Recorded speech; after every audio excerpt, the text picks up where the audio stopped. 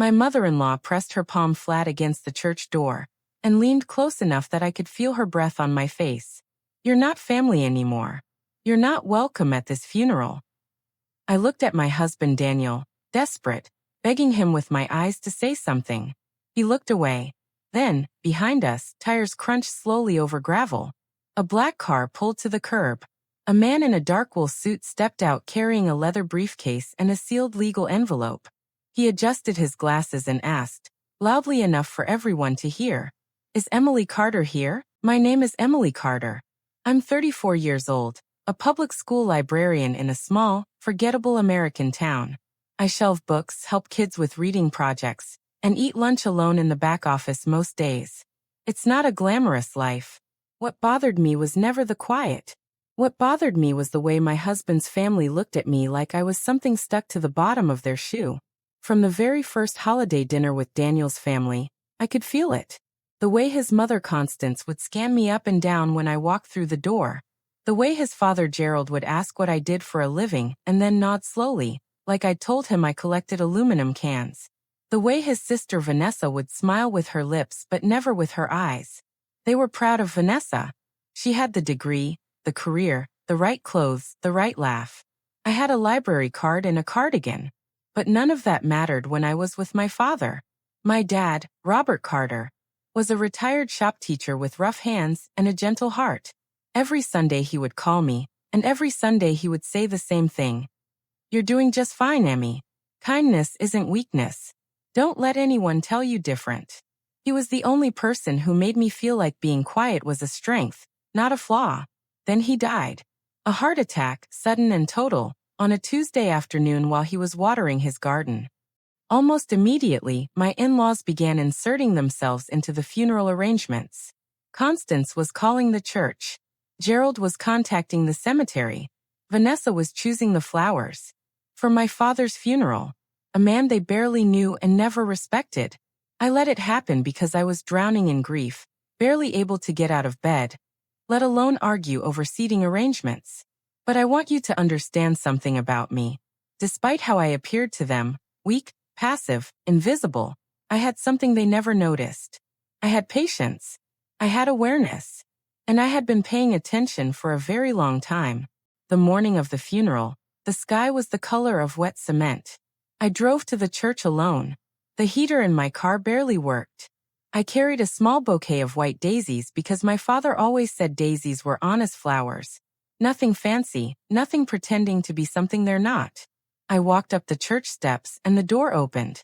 Constance stepped out, dressed in black from head to toe, pearls at her neck, silver hair pinned up tight. She looked like she owned the church. She looked like she owned the grief. She lifted her chin. "You're not attending." Daniel agreed. I looked past her. Daniel stood a few feet behind, hands buried in his coat pockets, shoulders hunched. "It's better this way, Emily," he muttered. "There's too much tension." Tension. My father was lying in a casket inside that church, and my husband was worried about tension. Vanessa appeared beside her mother. "Your father caused enough embarrassment already," she said with that pitying smile she saved for cruelty. Then Constance delivered the final blow. She claimed my father had left behind debts and financial problems, and that the funeral needed to remain private, limited to people who could handle the situation appropriately. "He was my father," I said. My voice came out thin, cracked, but I said it. Constance looked at me the way you look at a stain on a clean tablecloth. Cold. Annoyed. Inconvenienced. Not our problem anymore. The heavy oak door swung shut in my face. I heard the latch click from inside. I stood there on the top step holding my daisies, tears sliding down my cheeks, the muffled sound of the organ playing a hymn my father loved drifting through the walls like a voice I could hear but never reach.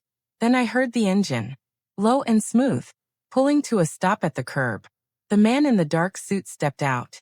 He adjusted his silver-rimmed glasses, looked up at me standing alone on those steps, and asked clearly enough for every nearby person to hear, "Is Emily Carter here?" Constance moved fast.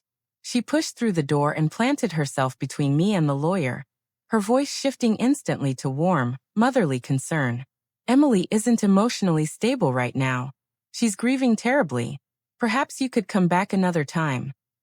The lawyer, Mr. Harold Whitfield, looked at her over his glasses for a long, quiet moment. Then he turned back to me. Mrs. Carter, I have documents pertaining to your father's estate. May I have a word? Daniel was at my elbow immediately, gripping it too hard, pushing a folded paper toward me. Just sign this, Emily. It's about relinquishing claims to the estate. My parents are already upset. Pre-typed. Ready to go. Like it had been prepared long before today. Something cold and hard settled into the pit of my stomach. I stared at that paper, and then I stared at Daniel, and for the first time in our marriage, I saw him clearly. Not as the man I loved, but as the man his parents had built. I didn't sign. I folded my arms and shook my head. That afternoon, at exactly 3 o'clock, we gathered in Mr. Whitfield's office. A small room lined with dark bookshelves, smelling of leather and old paper. A clock ticked loudly behind his desk. In those first seconds of silence, it was the only sound any of us could hear. Constance took the center chair without being offered it. Gerald sat rigid beside her. Vanessa positioned herself near the door like she wanted a quick exit. Daniel sat next to me with his body angled away, like my presence was something he'd been instructed to avoid. Mr. Whitfield opened the sealed envelope slowly. The sound of tearing paper was sharp in that quiet room. He cleared his throat. I, Robert James Carter, being of sound mind and body, do hereby declare this to be my last will and testament. The first revelation landed like a stone dropped into still water. My father had left his house, his savings, his personal belongings, every single asset, entirely to me. Emily and Carter, his only daughter. Constance's mouth fell open. He was clearly manipulated, she snapped. Emily pressured him when he was vulnerable. Mr. Whitfield held up one hand without looking at her and kept reading. The second revelation was worse. For them. My father had included a personal written statement. Not a legal clause, a letter, in his own words, addressed to whoever would be sitting in that room. In it, he described in calm, specific detail how Daniel's family had attempted to seize control of his estate through Daniel. He named dates. He named phone calls. He quoted conversations almost word for word. He had seen everything. Every lie. Every whispered plan behind closed doors. I sat there listening to my father's words read aloud in a stranger's office, and my hands trembled. Not from weakness. From the overwhelming realization that he had seen it all. And done something about it. Then came the third revelation. A protective legal clause stating clearly that if anyone attempted to pressure or coerce Emily Carter into surrendering any portion of her inheritance, the entire matter would be automatically referred for a full legal investigation into coercion and potential fraud. Daniel's face drained of color. I never pressured anyone, he said quickly. His voice cracked on the last word. Mr. Whitfield reached into a second folder and laid its contents on the desk one by one. Printed emails. Transcribed phone recordings. Screenshots. Provided to him by my father 2 weeks before he died. The emails were between Daniel and his parents. They discussed how to handle Emily after Robert's death. How to secure the old man's assets before she got any ideas. There was even one from Vanessa, suggesting they tell the funeral guests that Robert had always intended his estate to go to Daniel's family. The exact story she had told that very morning. Vanessa stared at the floor like she was trying to disappear into it. Gerald's knuckles were white against his knees. Constance opened her mouth twice and closed it both times. Her confidence didn't just crack. It collapsed completely. Mr. Whitfield removed his glasses, folded his hands, and read the final line of my father's statement in a voice that carried the weight of absolute certainty. Mr. Carter believed his daughter deserved protection from the people who claimed to be her family. I stood up.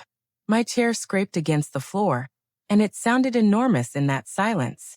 I looked at Constance. I looked at Gerald. I looked at Vanessa. Then I turned and looked at Daniel.